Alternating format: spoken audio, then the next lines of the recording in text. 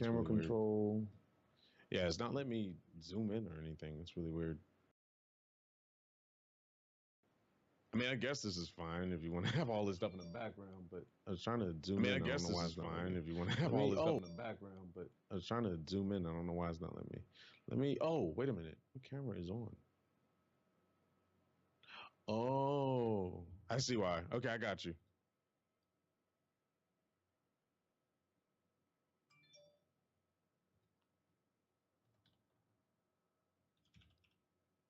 Logitech.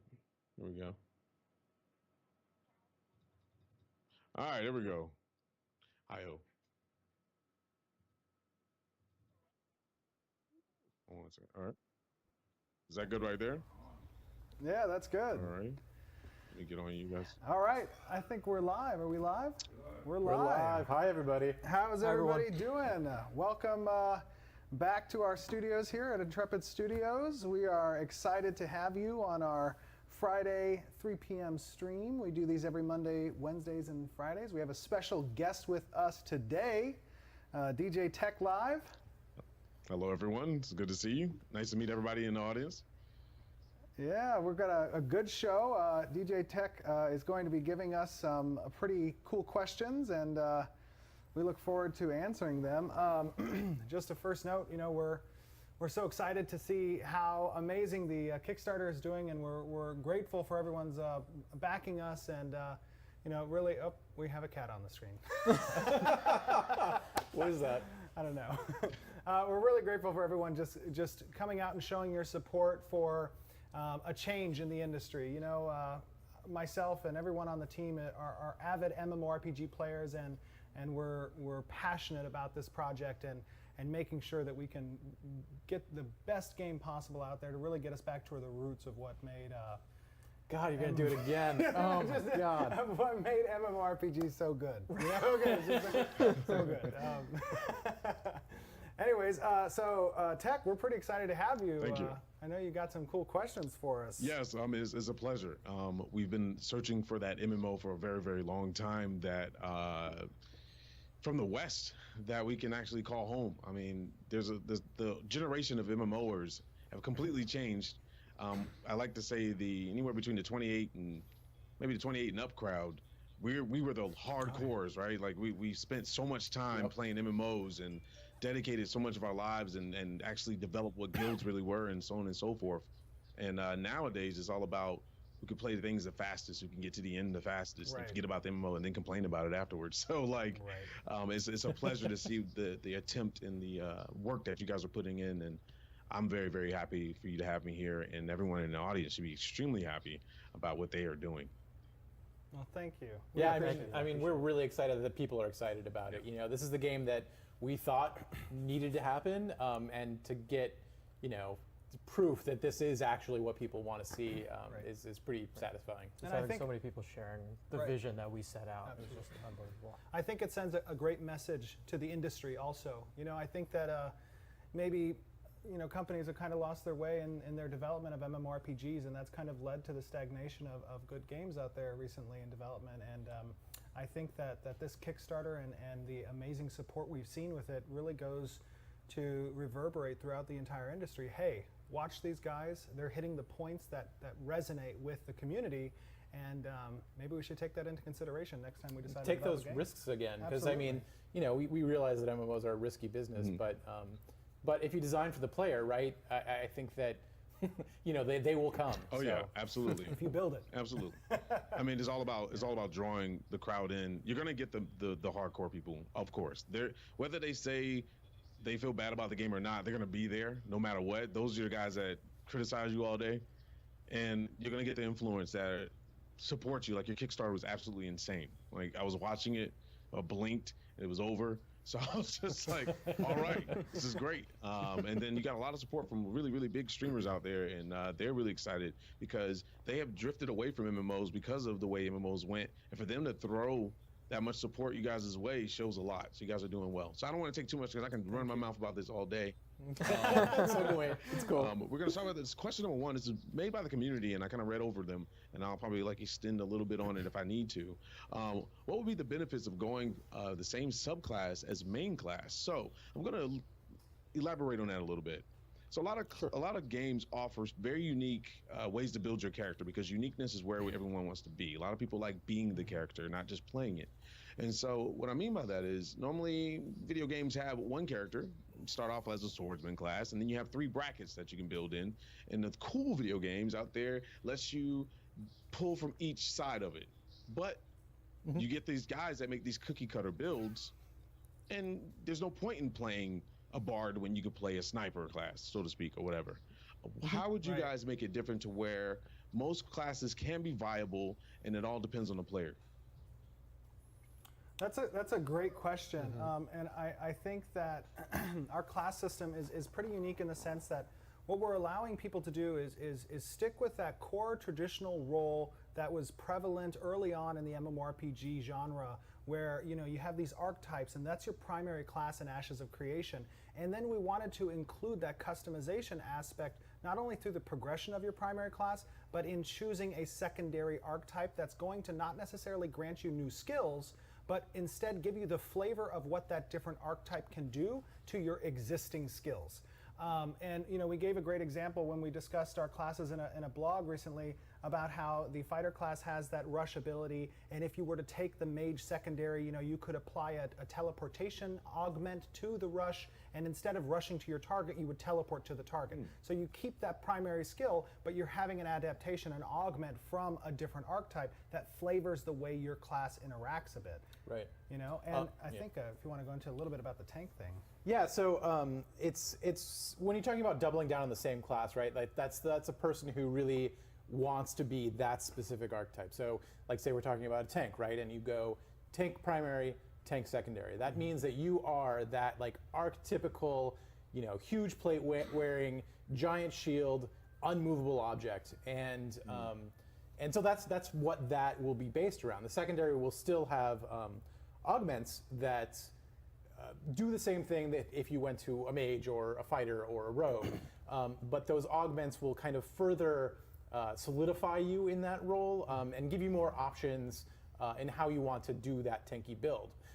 So one of the examples there is like you have a taunt. That taunt, snaps aggro from a guy, it increases your hate, and it brings him to you. Well, if you go tank, you might get an augment that allows you to modify your tank or your taunt skill and adds a reflection shield to you at the same time, so that while that taunt is active, the creature is also taking spike damage based on how hard it's hitting you. Right. Okay. So it's about kind of finding how you want to express your role and how you want to make that role happen. So if you did a tank rogue, you might be based a little bit more on evasion tanking than you would on purely plate tanking. Okay. A tank is going to be based more purely on full-on damage mitigation. Right. So that's how we're planning on going with that. Yeah. Very nice. That's very unique, and I can't wait to see it in action. The question number 2 is: will there be any implement of a game payment system for role players, like hiring mercenaries, defend your supplies, towns? Node seems to be a very, very big part of your game. I think it's really intelligent the way you guys done it, especially with the map view. How will that play a role in the game? Hiring mercenary guilds and stuff? Yeah, are you talking about hiring other players or hiring like NPCs? Let's say both. So both. Well, I think that the interaction between players, obviously we're going to want to facilitate that within some type of UI that could potentially include a system like a hiring process. And I think that the majority of the responsibility lays on the players and their interaction with each other in order to facilitate that kind of interaction. I think from an NPC perspective, there are a lot of systems in place in the open world that include the ability to hire guards. The player-run governments are going to be able to add additional security to the walls potentially for a siege. The castles are going to have guild leaders that are going to be able to purchase mercenary NPCs for different siege locations on the battlefield. Well, caravans specifically are going to have NPCs that are capable of being assigned to caravans based on certain developments in the zone and developments for the leading castle of that region. We want to have a lot of interaction there between these systems, I think. Right. Okay. So these NPCs, let's speak on that. A lot of games just kind of throw I like to call it a dumb AI within it. So they stick to a path. They're built on a path system. They go there, they walk kind of aimlessly there. Will these NPCs have some kind of intelligence? If you're trusting, especially guarding something so important that you spent so much time on, will they have any kind of intelligence or maybe a learning system? How do you guys plan on implementing that? I mean, it's going to be pretty similar to how our monsters work. We're working on an AI system right now that will give some intelligence to it. I mean, we're not going to be an IBM. What was the name of that?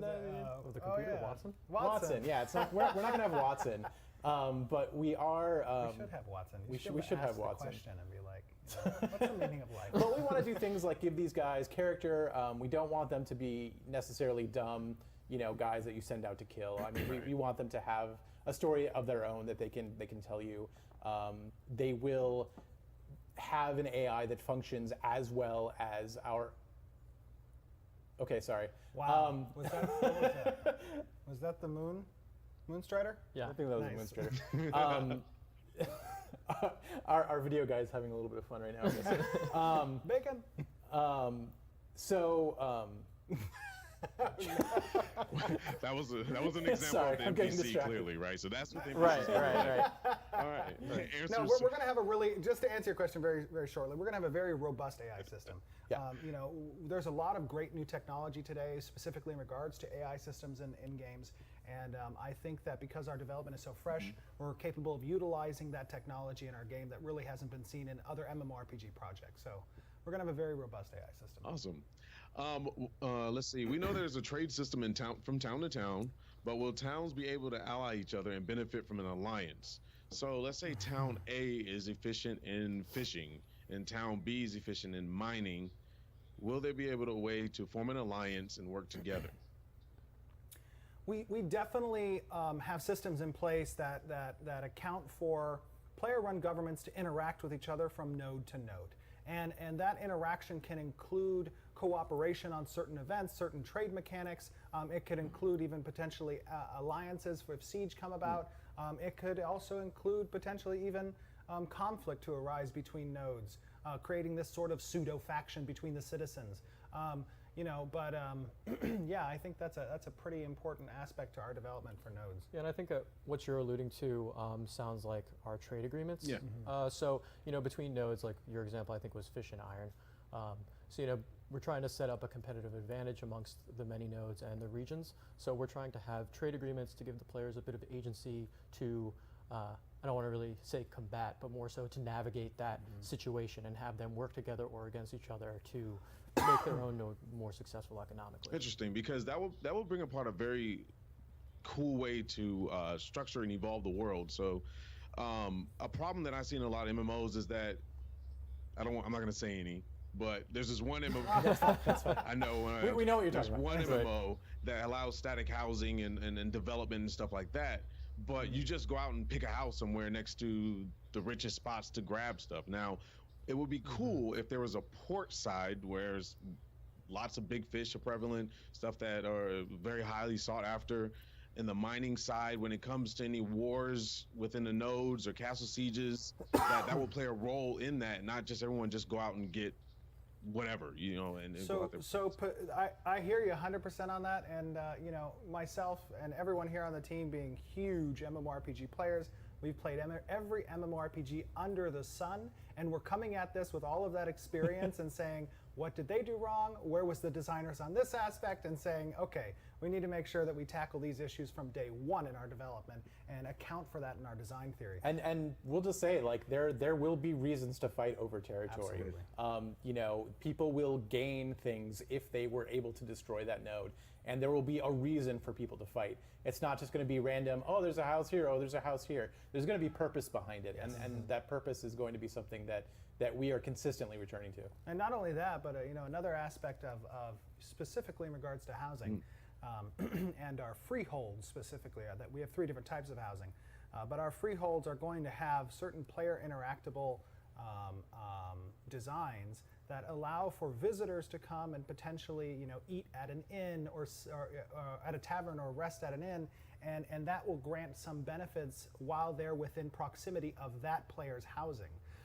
So it is going to be important to make sure that your freehold is positioned in areas that would attract traffic, and that is something to take into account when you're out there surveying for the right lands to place a home. And we're also talking about some pretty cool systems that I probably shouldn't talk about yet. Please do. Continue.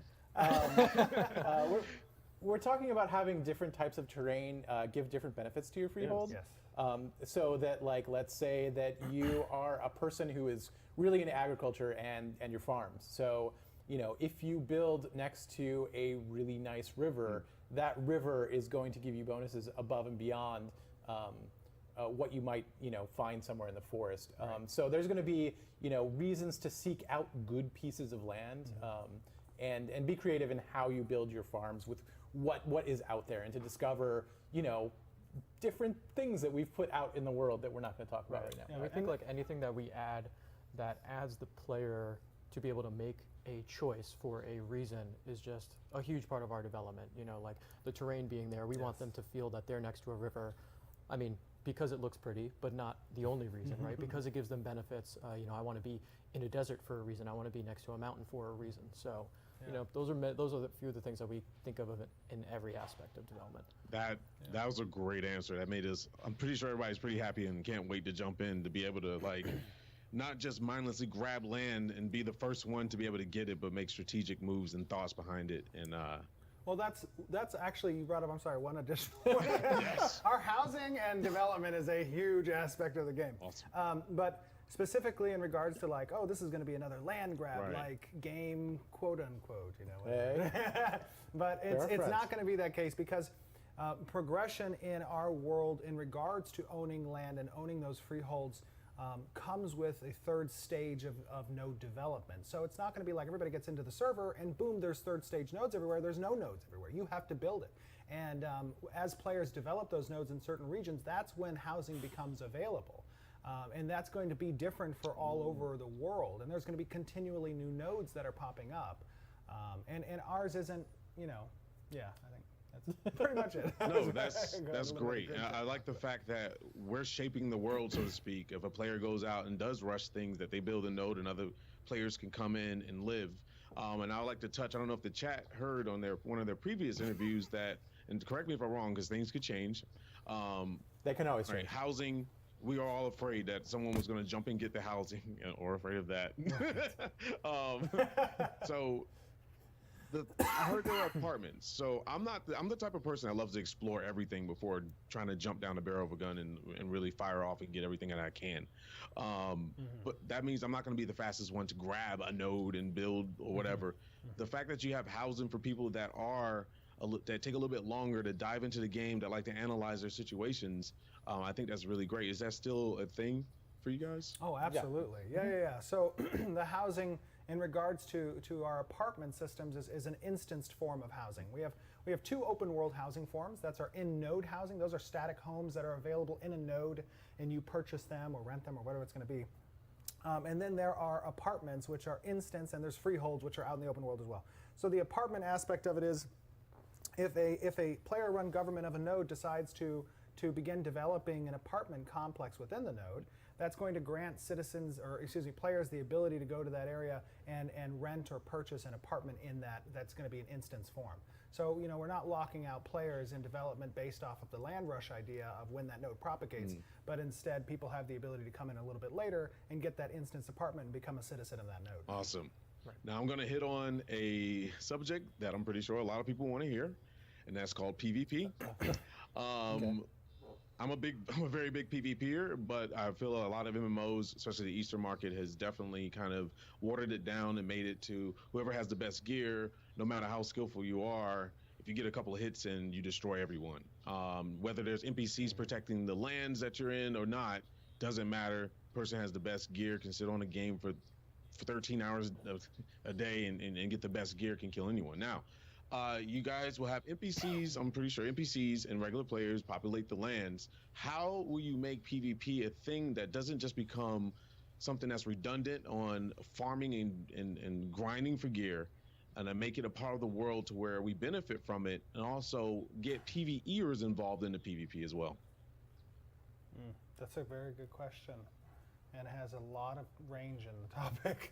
Yeah, you could just spit on it. No. So, I mean, obviously, you know, I played a lot of PvP-centric games, and I played a lot of PvE-centric games, and what's been difficult in the past as a gamer experiencing these different titles is the comfortable blend between the two. And then when you find that blend is also having, as you said, like, hey, is this going to be a two-shot, you know, from a DPS class that's a glass cannon, and he's going to kill a tank instantly, and there's not going to be any skill or strategy involved, or is it going to be dependent purely on like the person who's playing 20 hours a day, and then I, as a casual player, have no role to play in PvP? We need to find, obviously, the balance in Ashes of Creation, which is what we're doing, that allows for progression to play a role. It allows for skill to play a role. It allows for class balancing to play a role. And these fights will include strategy and take some time to account for what that strategy is that the players are using. Okay. You know, it is definitely something we're cognizant of, and it is something that is in our design theory. We don't want to be what you just described. Hey, I got blasted away by a guy that has the best gear in the game. Yeah, and a lot of that has to do with numbers and tuning them and making sure that, you know, the ceiling is close enough to the floor where, you know, people can actually interact meaningfully.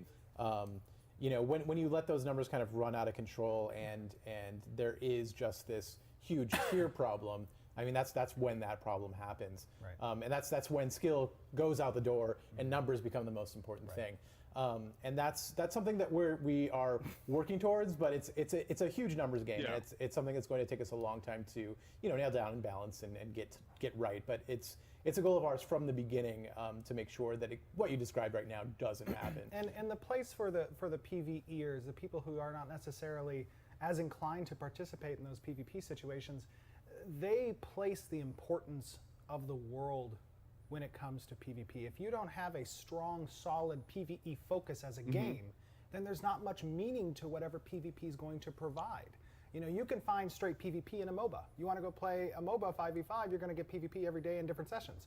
In an MMORPG, you need to focus on what the world means to you as a player, and then that catalyst for meaningful conflict, which is PvP, is something that's way more important for all the peoples on the server. And I think, like, with our node system, you know, we kind of create this feedback loop that no matter what your motivation is, if it's just PvE, if it's just PvP, if it's both, you're affecting the world. Right. And, you know, if I'm a PvEer and Jeff is a PvPer, by me going out there and maybe I just want to mine, you know, like all I'm doing is mining ore all day. Okay, well, guess what? That's affecting the node that Jeff lives in. Right. That's affecting how PvE is affecting his play cycle, right? My play cycle is affecting him, and we don't even have to meet each other. Absolutely. So we put that feedback loop in there for the world to function together, even if they're not necessarily interacting purely with each other on a person-to-person basis. Good point, Peter. That was a very good point. I like that. That's pretty amazing.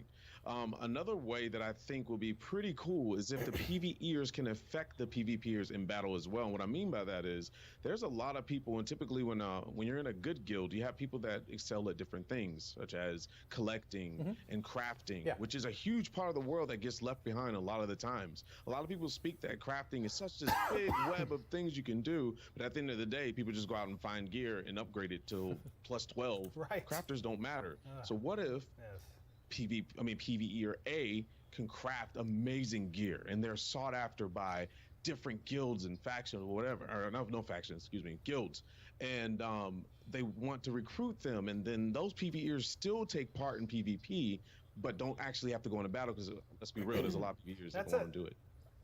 Me and Steven just smiled at each other. Yeah. We've had this exact same conversation. This is a great point that you're bringing up. I mean, so many times, you know, again, the whole reason why I even got started with Ashes of Creation is because often I found that people weren't playing the roles they wanted to play necessarily. They were either pigeonholed into one category or the other, and there was no intermixing of the two, as you just described.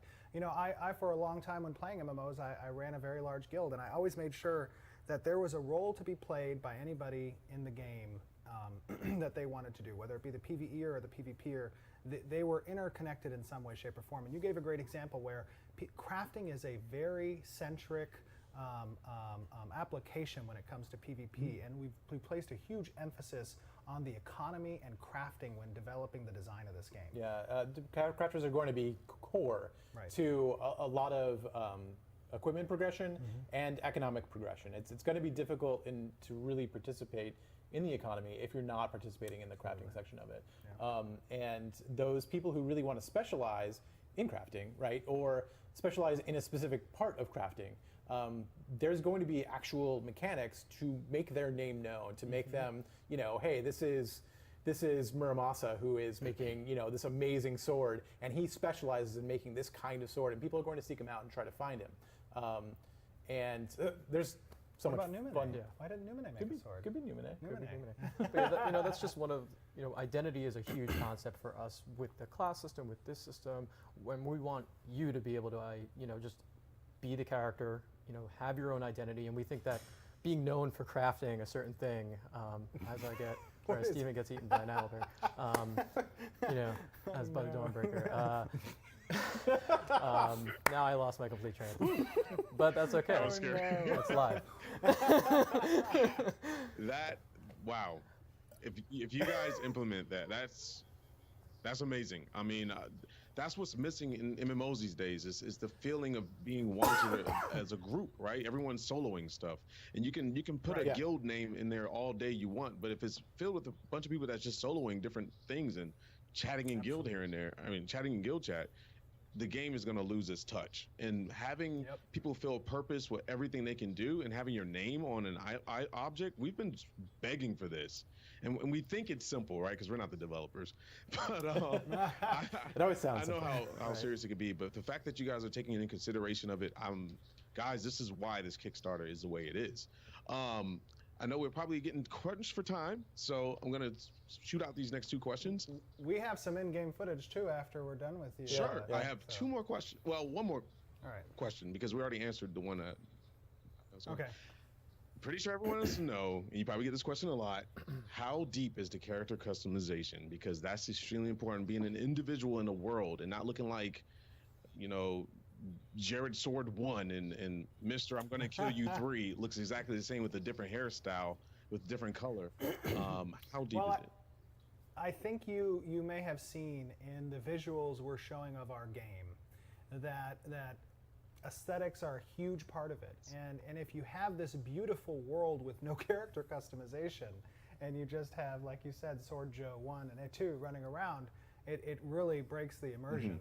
So character customization is a huge part of what we're going to be allowing people to identify as when they're creating their character. We're going to have a lot of flexibility, range that people can play with when they're creating a unique character who they can identify with. Awesome.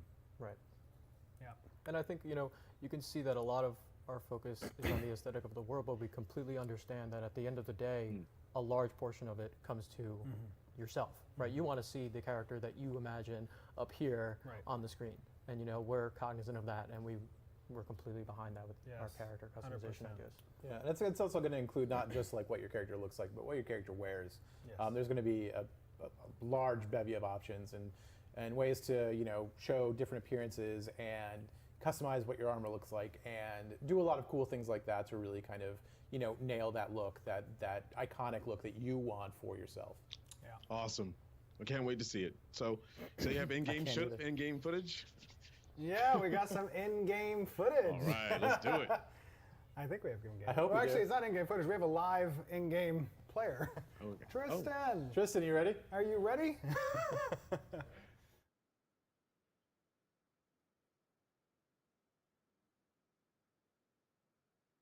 Ooh.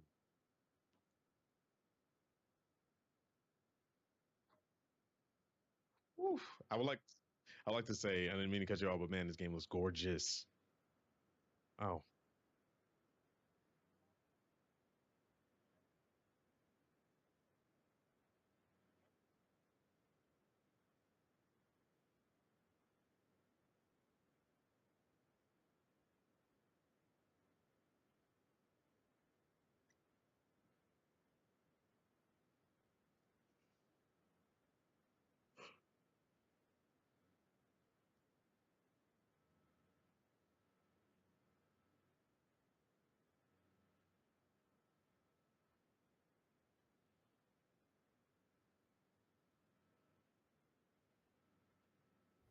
so we can. What do you got me? Okay. Technical Okay, difficulties. sorry, we had an audio technical difficulty. Could you not hear me on the stream? I don't think anybody could hear me on the stream. So let's. You should be able to be here now. Okay. Oh, because you didn't have a Gotcha, I got it. Got it? You got it? Hold on a second. Okay, give us a second, guys. Is it streaming right now, this picture? Yeah, it should be. Okay, It looks like the levels are good. levels are good on that. So when we switch to Team Viewer, Yeah, that's what it was. And there's no and there's no like, audio for that. well, there's no clone of like the video that you guys are doing, so the hardware wasn't. Right. So are we good now to show it? Or? Well, I'm Okay. So give us a moment. What we're doing is we have the stream running off of one computer, and it would be really it would be a little difficult. We could talk a little about Freehold if you want. Yeah, that's fine. We're just getting the audio set up so that we can team view into Tristan's client for the game server. Alright, so audio should be good. Are we good now with audio? Okay, audio check. Stream's good with audio? Yeah, Jennifer? Yeah. All right, cool. All right, so I'm sorry, let me start again. What we're showing here is our in-game environment right now. Tristan's on a rogue, I believe. Yes, he's on a rogue. He's on a road. And he's going to be moving through what our freehold system, basically. So our freehold system acts as player housing that's on a plot. And these plots can be laid out in the open world when a node develops to stage 3 or above. And at the stage 3 or above level, nodes have a zone of influence that encompasses a large portion of the world. This is where players are doing activities and killing monsters and questing and all that. Everything that you would do in an MMORPG is being done and being collected by the node and advancing in stages. And that's done in this ZOI. You as a player can lay this plot down as a freehold, and you can build up a house. You can build up farms. You can build up industry and windmills, and you can create your professions. Oh, I think there's there a baby deer pet in there? I think there's a little baby deer. There's a baby deer. Nice. I like I like the little baby deer. Basically, this freehold allows you to participate in the artisan class. It allows you to have a home that you can customize. It allows you to really do a lot of different things. Now, if you take a look at there, the freehold is actually pretty sizable. It's intended to fit multiple buildings, and that's kind of the idea behind it, is that you can take this little plot of land and build it out however you want to. You could make it farming based. You could make it ironworking based. You could be, just have an inn here with your little house and maybe a kitchen and some stables. You can do some cooking, and you can feed people who visit your freehold with that food, and that food could give them a benefit in the area around them as they're XPing or doing quests and stuff. Right, and so the idea is basically to give you not just a house, right? The house has been done. A house is very nice, but we want to give you an actual space to build out, more, and to give your space and identity in and of itself. And now he's going over to a different type of freehold. Oh, yeah. Well, same freehold, different types of buildings. Yes. Oh, okay. So again, there's a lot of different customization for the buildings that you can have, and those buildings have different applications, obviously, on your land. Tristan, where are you at? Take us over to that furnace. Yeah. Take us to the furnace. Are there any little deers here? No? Oh, that's sad. So you could be a smelter who processes ore that's gathered by a gatherer, and then you can sell that processed ore to an item creator in order to create some cool sword. But the freehold basically is a place where you get to identify as and your role in the game and a lot of that kind of stuff. Yeah, and on these freeholds, you don't even necessarily need to build a house. You could make it completely industry-based. Yes. You could make it completely agriculture-based. You could just build a really awesome, huge home that fits in this entire area. So again, lots of options, some really cool stuff that I think we're doing there. And this is all, for those of you who are joining us the first time, this is all pre-alpha gameplay in client right now. Yeah, we're actually playing this live, so. That is true. Tristan, give us a little jump. You can do a little jump? Okay, there you go. Very nice. So yeah, that's a little bit of our in-game footage. You want to bring us back, Michael? Oh, we're back. Oh, we're back. All right. And bacon. Nice. Wow. The Baconator. Wow, that was absolutely amazing. I mean, the look of the game, the feel of the game, I can already tell that the flow of the game is going to be beautiful. The movement looks very realistic. Can I ask a question that you may? Sure. Did you use motion cap This is a on the Q&A. characters, or were they processed through an artist purely? We do a little bit of both, actually. We have an animator here, Yeah. David, and he's a very talented animator. He's worked on Call of Duty and Gears of War, and he does a lot of the animations and blends himself. Yeah, that was incredible. And I was super excited about the Rogue. That's my class. I play everywhere. So watch your baggage. Hope we people. nail it then. Well, so if we have some more time, I can ask some more questions. Sure, yeah, we have a little bit of time. Okay, great. Go ahead. Okay, guilds. There's something I really want to hit on. Is very touchy for everyone. How will you make guilds just not be a collection of people? How will guilds be something to where it's a social aspect? A lot of games ruin that by adding instant ways to teleport to dungeons and extreme flying mounts, and you take all that social aspect out of the game. What are you guys doing to prepare for that and create something to where the social aspect becomes to be a home, a world where people can escape the everyday hustle and bustle of the real life, to feel like they can come and spend hours upon hours in game and not feel like Wow. it's just Dude, I think you just took the words out of my mouth. That's exactly what we want to accomplish with our game, not just necessarily our guild, but the game in general. But particularly about guilds.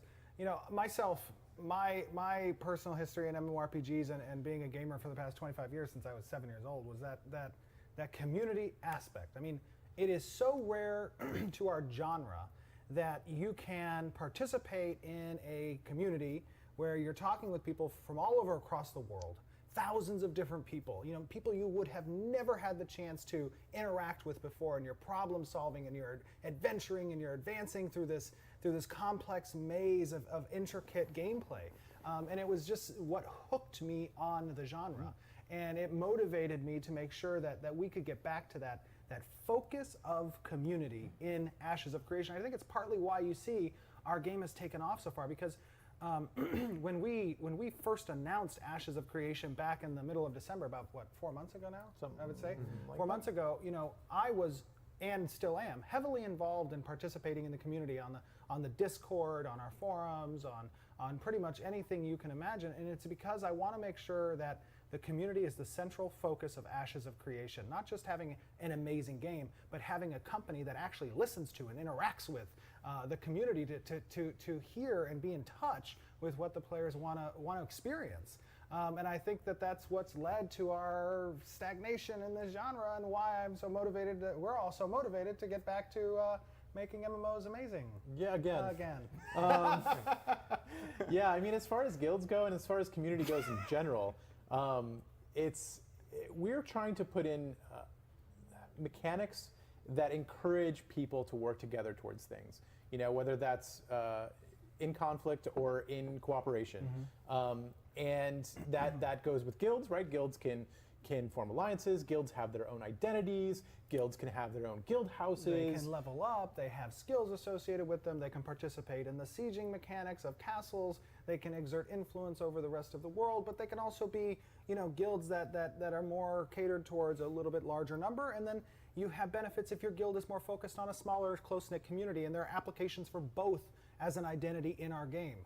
And I think sometimes in the past, when you have guild-centric games, they sometimes become Zergfests. And absolutely, in our design philosophy, we are not going down the road of a Zergfest. There will be appropriate mechanics that need knowledge, that need the application of smaller communities and larger communities working together in order to accomplish certain goals and to overcome mechanics. I mean, those are central to our guild philosophy.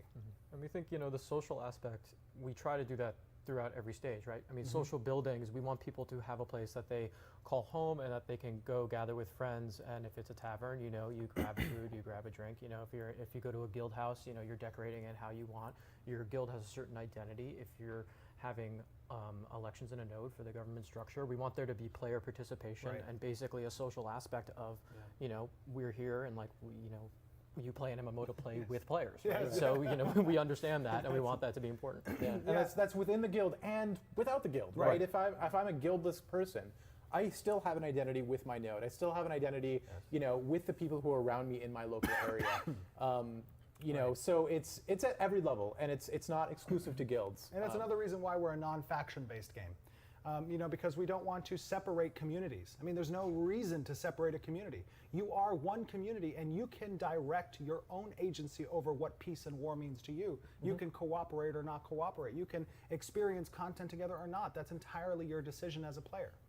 The most important aspect of this is, if this is something that's resonating with you as a viewer, right, that you get on board with supporting this project, because we need to tell the industry, hey, these are tenets that players want to see, right? And the best way to do that is to show them performance, right? If they see our project as they have on our first day or within 36 hours hitting $1 million on Kickstarter, and not having spent a dime on advertising, what does that communicate to the industry? Hey, listen up, watch. This is what we are saying is what's resonating with this genre. And the MMORPG genre is not dead. It's just had a drought of good development. I hate to say that, but it's just had a drought of good development. And I think that...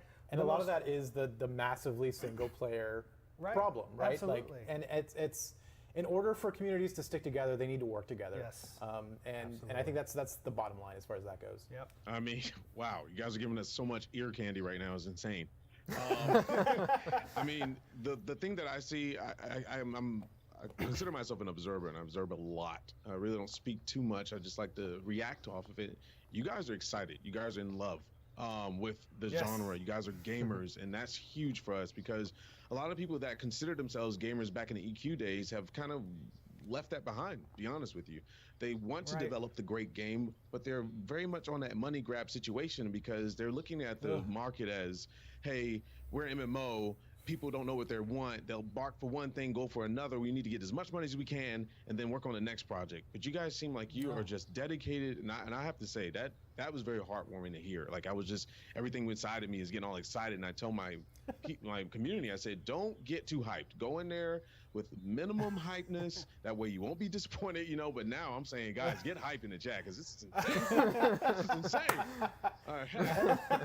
I think I got one more big question. Hopefully it doesn't go over. The world. No, you're good. Oh, great. You're good. All right, good. Thank you. The world. The world shapes everything. You can have an amazing PvP system, PvE system, whatever, but how is the world? Is it very linear? Are we gonna walk it down a path? And what I've seen, I'm liking, but I don't want to jump to conclusions. Will it take time to walk from point A to point B? Is there a reason to continue to want to walk from point A to point B? Will there be teleportation to where you save at a node and you can walk miles and miles and just disappear and go there? Because the level of discovery and the environment and seeing it change, because you guys have seasons, to me, all that development goes to waste if someone's just teleporting around the map. You're 100% correct. Go ahead. Sorry, I have feelings about Great question. So I mean, it's important to discovery is great, right? Like, logging into the MMO the very first time, like, you want to feel like there's a world out there that's exciting and that you can find something that somebody else can't necessarily. And that's what we want from our world. What? I'm sorry. No. It's okay. It's okay. Yes. Huh? Oh, sorry. We're running out of time. Go ahead. No. Go. Okay, so I'll make this really quick. Yes. Yes. You're going to walk into the world, and there's not going to be a single path, a single road for players, right? As you go out and you find a good node that you want to establish with, and a bunch of players get together and they start leveling it up, then roads start to come out. That's where you get your path. There's not going to be a whole lot of fast travel. You're not going to be teleporting from node to node to node. You're going to have to actually make your way over there. Yes. There's all going comes back to meaning, right? Right. Like I mean, everything in the game is purposeful and meaning oriented. Right. So, and that includes travel. That includes navigating this world, exploring this thing you've never experienced before, and we don't want you to just skip past that and port somewhere. Exactly. Especially because we're putting so much money into it, right? Yes. Like it's silly to put so much development time into this place that you're going to spend 10 minutes at and go on to the next one and never see it again. Right. Like that's pointless development to me. And it doesn't mean that there's not applications for faster travel, but there's not fast travel. Right. I mean, if you have explored an area and you want to jump on a mount, obviously, and it's going to take you faster, that's a different story. But just going to a gatekeeper and saying, okay, here's 1,000 gold. Okay, I'm going to port across the world, and then that's that. And the word you use, discovery, I mean, it's an amazing question because that's exactly the word and concept that we've used a lot in design meetings about how we want discovery to come back up for the player. That if there's a mountain range that they had never seen, or like there's a dungeon that they are discovering, right? We want that to be something that matters to them in their narrative, and we want to build that for them so that they can. And not only that, but the world is constantly changing. It's changing based on the activity of the players, and you deciding you don't want to take a certain path because you've been down there before, you're going to be missing out on what's changed on that path. Right. You're not going to necessarily, I mean, the wiki problem is a huge problem for MMOs, right? Like once somebody's been down that path, what's the point in going and discovering it? So we've got things in place that will alleviate that somewhat. You're going to eventually know what the world looks like, but you're not going to necessarily know what is there in the world. Yes. Because that'll be changing based on what's happening with resources, based on what's happening with nodes, based on what's happening with certain dynamic dungeons that we're talking about. Quests and the monsters that change, so yeah. and the tables, all that kind of stuff. Yeah. Well, guys, I'm extremely impressed. I went in. I pushed towards the Kickstarter a lot more than I've done any other Kickstarter, and Good to hear it. For what you guys have told me, I mean, it's you're bringing back like 7, 8, maybe even 15 years of my life that I've lost when it comes to the love of these MMOs, because the market has definitely changed, but you guys are bringing some light into it, and I just hope everything goes well, and I wish the best for you. And chat, you guys have to give it up for these guys. Like, you can still give, you can still help while you're playing these games. Please be sure to give them feedback, because I'm pretty sure they'll listen, obviously. Oh, yeah. Obviously. Absolutely. Yeah, get involved on our Discord. Register on ashesofcreation.com. If you haven't backed us, consider backing us. We want to tell that story that Ashes of Creation is, and the more people we have involved in our community, the more development we have in our community, the better. Yeah. Yeah. Well, The more games will follow our lead. Right. Absolutely. I'm pretty sure my time is up, but I would like to thank you guys. Chat, this has been DJ Tech Live. Ashes of Creation, an amazing game. Get involved with the community. If you want an MMO, be involved in an MMO. Don't just talk about it. Thank you so much, guys, for having me. It was an absolute pleasure. Thank you very much. Thank you, sir. That was Thank amazing. you. Anything I can do for you guys, you let me know. Thank you We'll do very it. much. All right. All right, I think we may have just a time for maybe one or two questions, honestly, I know we put up something on our Ashes of Creation subreddit.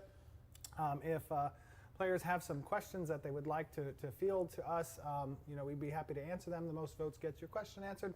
So let's go with the top question. We'll see if we have time. Yeah, I think one of the big questions, one by Ravix. Ravix. Hope I'm pronouncing your name correctly.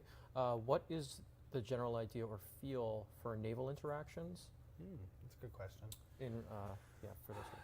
So I think that we just recently actually expanded with a stretch goal that we got for enhanced naval. Right. Oh wait, are we doing that right now? We're still That's on still that. up. We're still. Oh, okay. It's We're still in up. progress still for that. Right. Cool. So if we reach that goal, the idea we have for an enhanced naval interaction is going to be meaningful conflict again on the open seas. It's going to include expanding our trade routes to sea-based caravans. It's going to include additional content under the water that could have environments and aquatic nature and monsters and aquatic mounts that are going to be there, and some treasure finding, and Yeah, so I mean, when this world fell back in the day, everything looked quite a bit different, and so this allows us to actually go and discover some of those parts that we wouldn't be able to really tell yet. The tale for, So it's going to basically expand our ability to tell the entire story and get to some of those lost cities that may now be underwater. That is a great point. Lore is very important. The story is extremely important for us. I mean, it is near and dear to all of our hearts, and that's going to expand our ability to tell the story under the water. Under the sea. Ooh, can't do Sorry. that. It's copyrighted. No, just I'll go in my corner now. All right.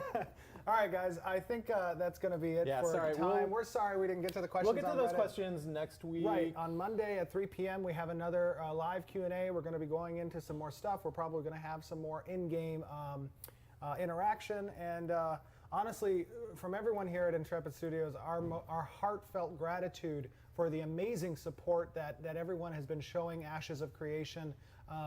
Keep doing us a solid and get out there and spread the word for the game.